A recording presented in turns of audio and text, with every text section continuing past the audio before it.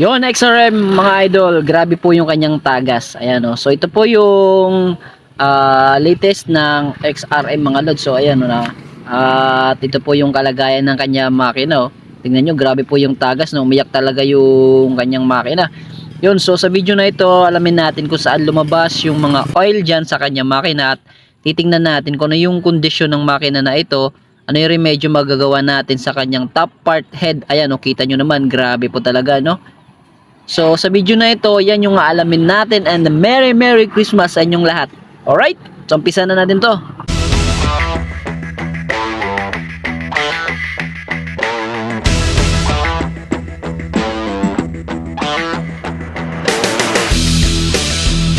Yung, good morning mga idol.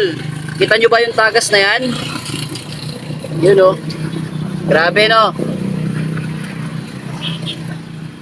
So, napakarami ng latak. Okay, mga oil seal nya.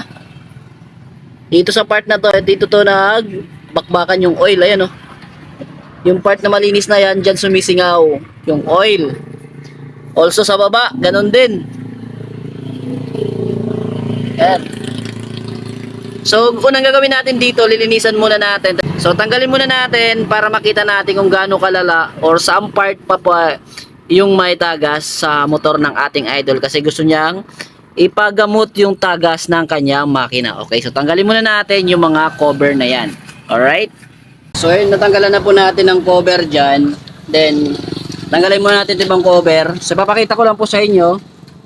Baka po kasi sabihin tayo yung nakasira. Ayan, basag na po yung kanyang cover. Ayan. Mga idol, oh. Basag. So, try natin to i-fix, no? I-cable tie natin. Pagsamantala, lagay lang muna natin dito. Ayan. So, tatanggalin po natin lahat ng cover. Kasi, ipapapix na may-ari, no? Wala na rin kasi yung mga malikot na rin pag dumadaan sa mga lubak, kaya try natin magawang higpitan kung ano yung mga dapat higpitan sa motor na ito. Ayan. Yun. Okay. So baklasin na, unang baklasin. Sa kabila ganun din, basag. Ayan. Okay, basag din ha. Pwede natin. Yan o. Loob lang muna. Okay. So, tapusin ko nang tanggalin. So, ayun mga idol, nabaklas na po natin yung kanyang cover. Kita naman natin yan. At itong part na ito rito, ayan, ito yung problema kasi umaalog-alog. Ayan, so maganda, hindi pa basag po yung mga part na yan. Okay, hindi pa mga basag. Magagawan pa natin yan ng paraan. Napakadali lang yan. Kaya gumagalaw yan kasi meron po yung bushing sa loob. Papakita ko yung bushing. Dito no, ali, ito ang kanya palit ko, tinuhog ko ako na.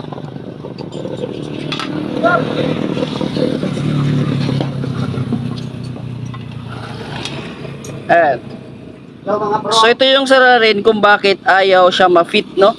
Ang gagawin natin dyan, babawasan natin yan para ma-press natin itong kanyang goma. Kasi yan, no?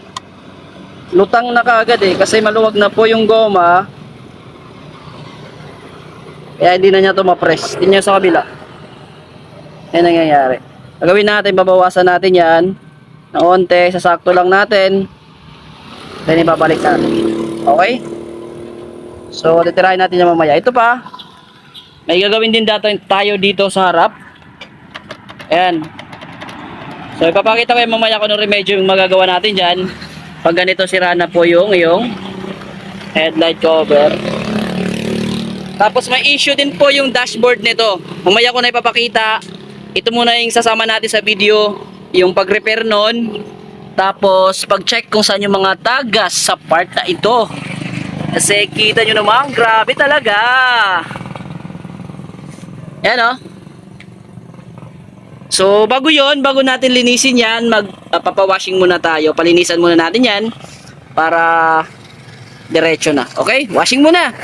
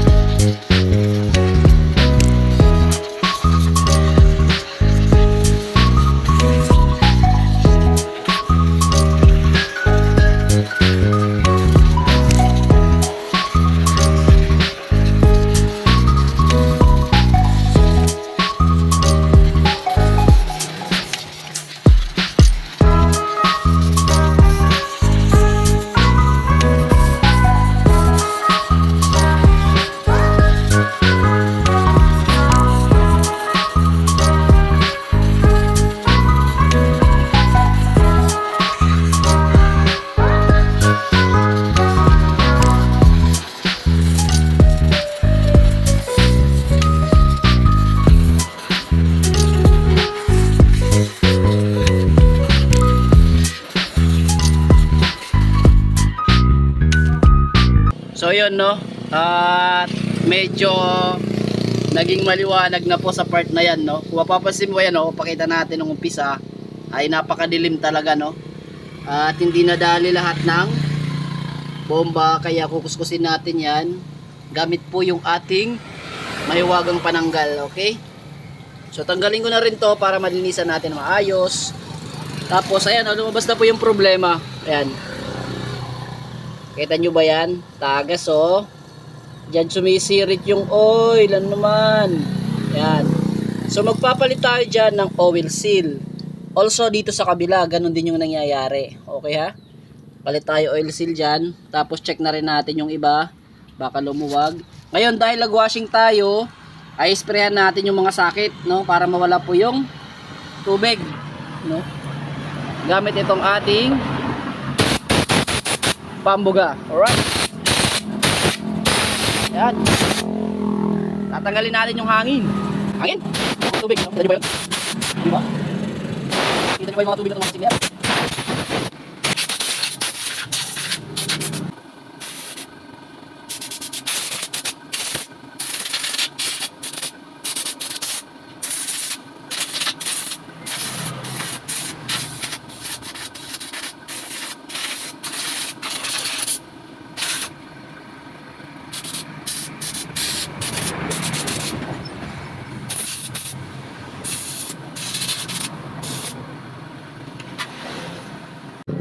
Sa part na to mga idol, minabuti ko pong tanggalin na rin po yung kanyang cover ng kanyang sprocket, ng kanyang engine sprocket. Kasi nakita ko na para makapal yung lupa rito. Yon. Oh my God. Wow. Pwede na tayo magtanim dito ng palay. Grabe. Yun, no? Grabe talaga. Napakadaming buwangin. Buwangin, no? Napakaraming lupa mga idol. Yun, no? Kitang-kita naman na kinakayod talaga natin yan. Wala tuho yan. Sabi ko sa inyo eh. You know. Grabe talaga. Oh, grabe oh. Medyo nakaingay nga na siya no, ng onte. Hugasan na lang natin yan. Tapos ayan, grabe. Daming lupa kahit magtanim ng balanghoy. Balanghoy. Right. Dito sa ilalim, linisin din natin. Ayan. So yung gagawin natin, palit oil seal dito. Palit din dito ng gasket. Oil seal din sa ilalim. Para mabawasan naman yung leak at para makita pa natin kung saan yung ibang nag-leak. Okay? So ayun mga idol, kitang-kita nyo naman na grabe talaga yung dumi sa baba, no? At medyo matigas patanggalin yung ibang part na uling-uling. Ayan. Kasi ginamitan na nga natin siya ng gasolina. Talagang matigas sa yung kapit. Ayan, so dadandahanin lang natin yan, tanggalin. Pero bago natin yun banatan, papalitan natin yung kanyang gasket, no? Ayan. Tapos itong kanyang gasket na to rito, yung o-ring or yung oil seal na to. Yan yung malakas yung tagas, ito, part na to. Papalitan natin yan. Tapos, after natin mapalitan, observe natin kung saan part pa yung may leakage, no, or may tagas. So, ayun. Nakita nyo naman na nilagyan na lang nila ng gasket maker, no? Lubog na talaga yung goma. Ayan. Oil seal.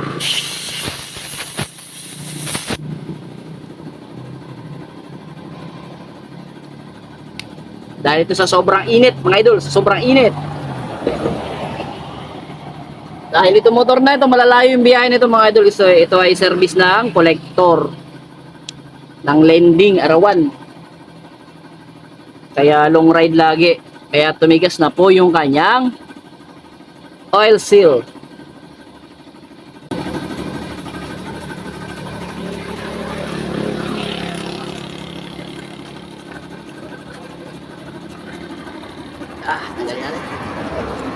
Yun, no? Putol.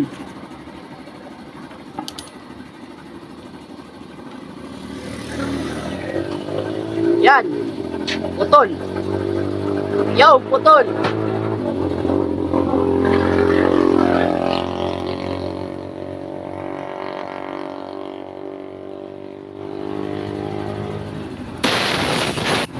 Yan. Grabe na talaga yung dumi natin, no? Parang mekaniko na tayo ngayon ng diesel engine. Sobrang dumi. Mga idol, grabe talaga. Udik!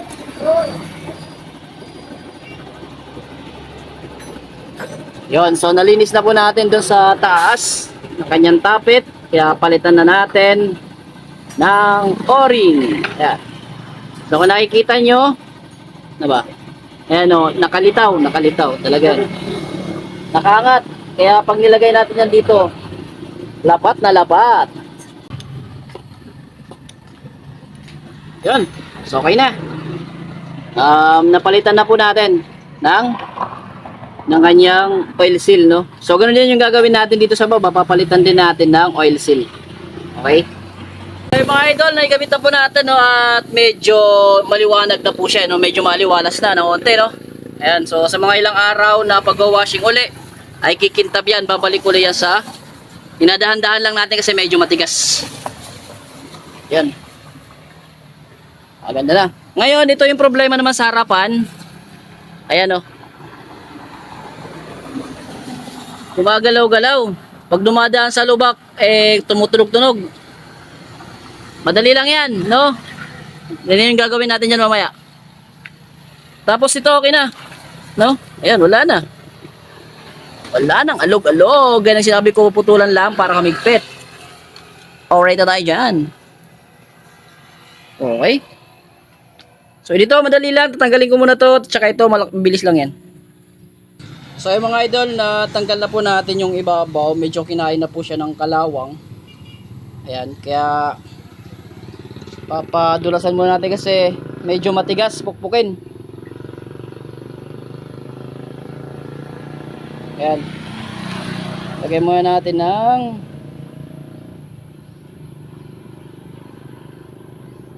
yun. Lagyan natin ng konting fluid.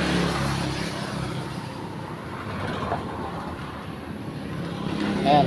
Wala kayong kung wala kayong WD-40 brake fluid, pwede na yan.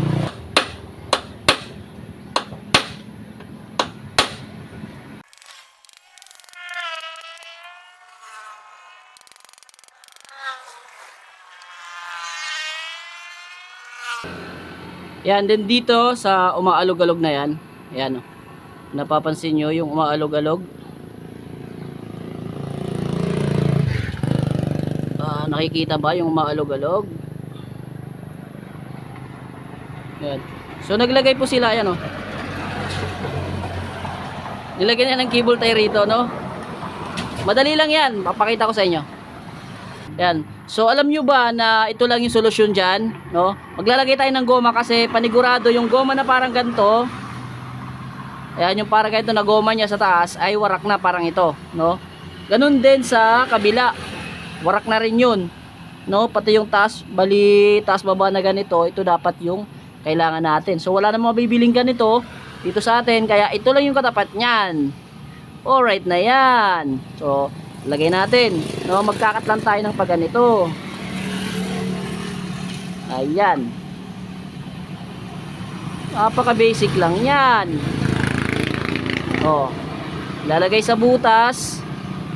4 yung kailangan natin, 4. Oop, laglag. Okay. At kung mapapansin nyo dito, wala na, di ba? Wala na yung kanyang goma. Kaya gagawa po tayo ng improvised na goma. Ayan. So, 2 perasong ganito. Ayan. Lalapat natin dito. Ayan yung butas. Yun. Yup, yeah. Lalapat natin dyan sa butas na parang paganto. Ayan. Kasi pre-press natin, no? Ilalapag natin. At ganun, kadali. So, ay mga idol, no? Nalagyan na po natin ng ayan. Nalagyan na po natin, pati yung taas mayroon din yan. Ayan, no? Dumi ng kamay ko. Ayan.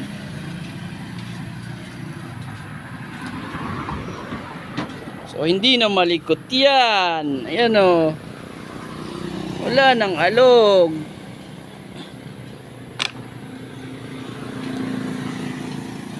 Solid! Ang susunod nating video mga idol, no, sa next update natin sa motor na ito. Alright? Kasi marami talagang tatrabahuin dito. Yun, may problema pa po yung dashboard ito, pero papakita ko na lang sa susunod na video. Okay, so dito lang muna tayo. Peace out muna mga tropa. Bye-bye! Salamat po!